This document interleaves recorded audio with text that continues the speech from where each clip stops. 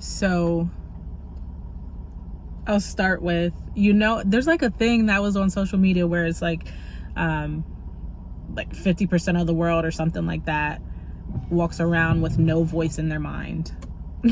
I'm not one of those, right? I am constantly in my head, and I legitimately have conversations amongst myself and Jesus, honestly, to process. And a lot of times that's like what prayer looks like or sounds like for me too. And so I have just been chilling in here waiting to do a little photo shoot. But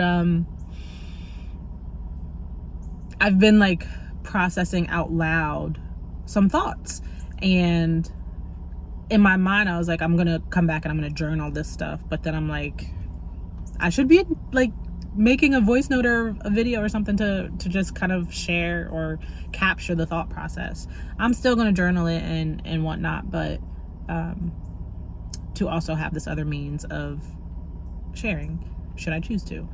And so yeah, so I've been thinking, true to form, I've been thinking and processing life right now. And I think a lot of like just birthday season in general is just like a super reflective time for me. And so some of the things that I am identifying is that where I'm at in life in my mind is,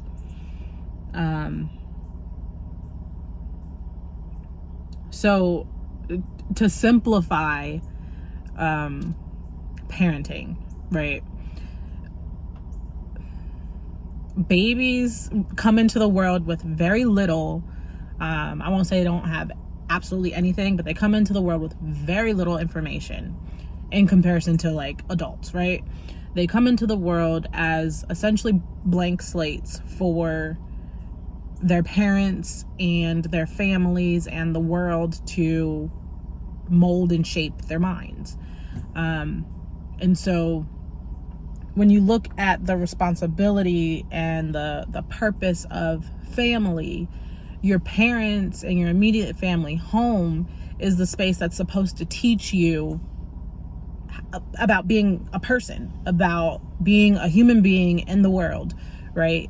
So that's where you're supposed to learn values. That's where you're supposed to learn personhood, who you are.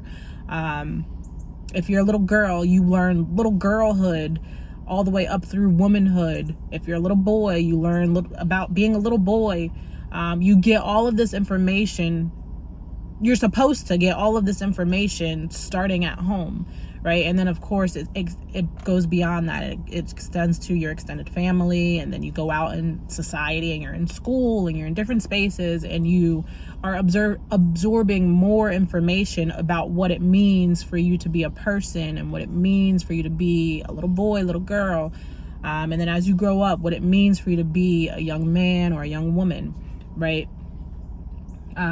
But like the design has been for it to start at home, right? We say it every day. We say it all the time when you see like wild things happening in society and kids, teenagers, whatever, outside acting a little bit reckless. Everybody is always first like pointing back to like how they were raised or what's happening at home, what's not happening at home, right? Because we all understand that home is supposed to be the place that's teaching you how to exist.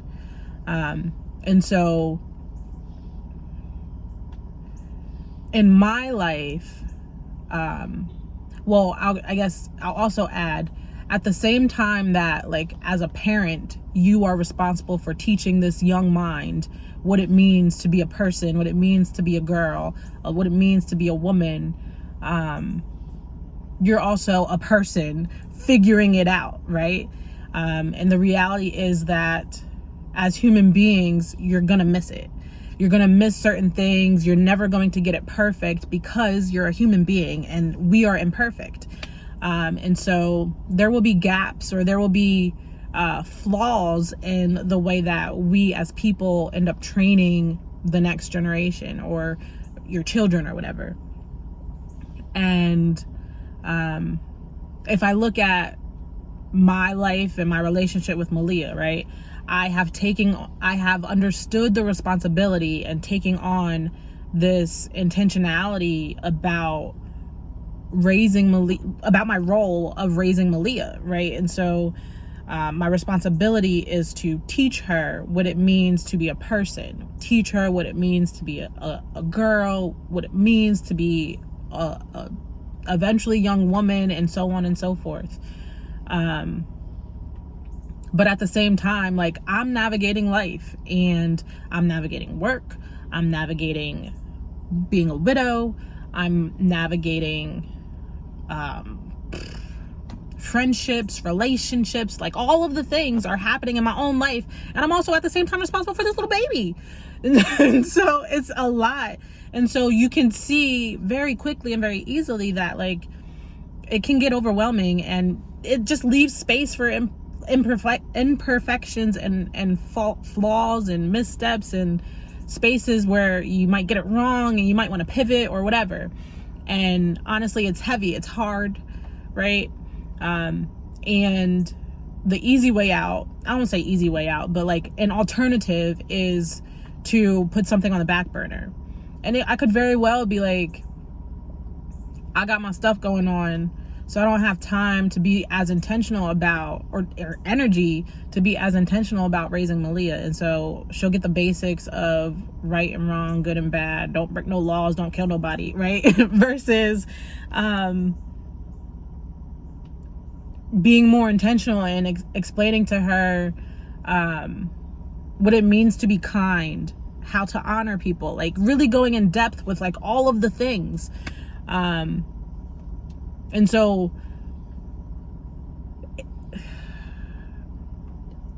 reflecting on all of that, and a lot of the conversations that I've been able to have in the last few days especially, has really kind of made me think about what my experience has been. And I'm so grateful for my family. I'm so grateful for my parents. I'm so grateful for what home looked like for me, even though in its humanity, there were gaps, there were flaws, there were difficulties, there were missteps and all of the things. But I did learn a lot out of my family, out of my parents, values, morals, all of the things. But what is beautiful about life is that it really is, it's all about agreements. It's about understanding that, like, you're raised, again, family teaches you this construct of how to interact with the world, of defining who you are as a person, growing to understand what it means to be a little boy, little girl, man or woman, and then sending you out in the world to navigate. But I think everyone experiences at some point this revelation, and some people you might catch it early as like a teenager or a 20-something-year-old.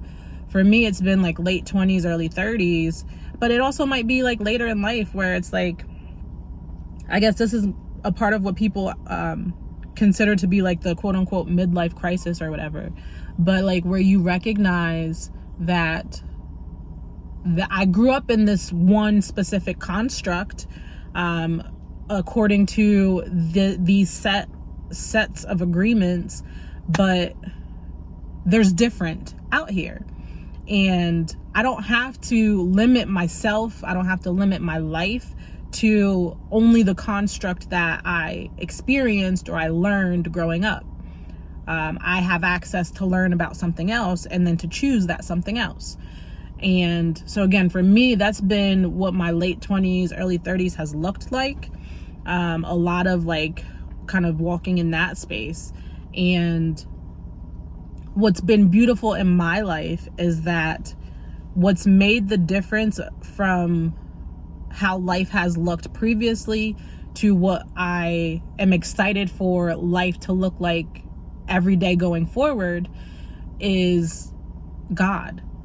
Because I get to learn from not just the creator of the world, but the creator of Darcella, to learn personhood, to learn womanhood, to understand from the designer of Darcella what it means to be Darcella, right? And so it has been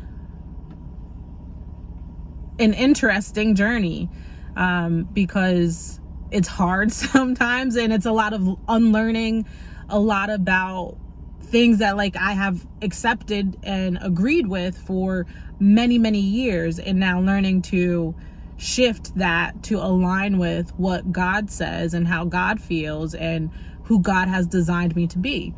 But it's beautiful because what he ultimately does is he shifts my heart and my character to resemble Jesus.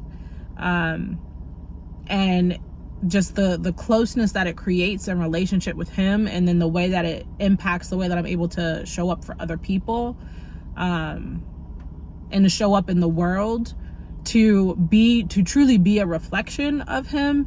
It's truly an honor. And so that's the beautiful part about it. And so, yeah, that's sort of what I want to celebrate this year with birthday season, for myself. So yeah, I've been kind of learning a lot about, or I won't even say learning a lot. I'm in a point where I'm more intentionally evolving as a person, as a woman, and putting new agreements in my mind and in my heart about what it looks like for me to exist in the world and interact with people, in a way that, again, aligns with who God has designed for me to be. Yeah, all that was in my mind. I don't know if that means anything to anyone, but I just wanted to, I like to like process out loud. And if anyone takes anything away from it, I love that for you. Right? And also another beautiful thing is that, again, with the difficulty of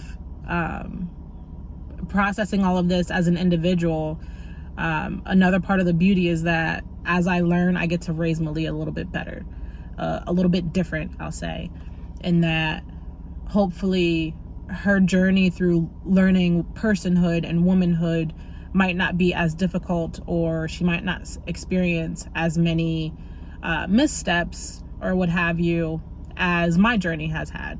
She should be starting much further ahead of me and going even further than my life ever goes, right?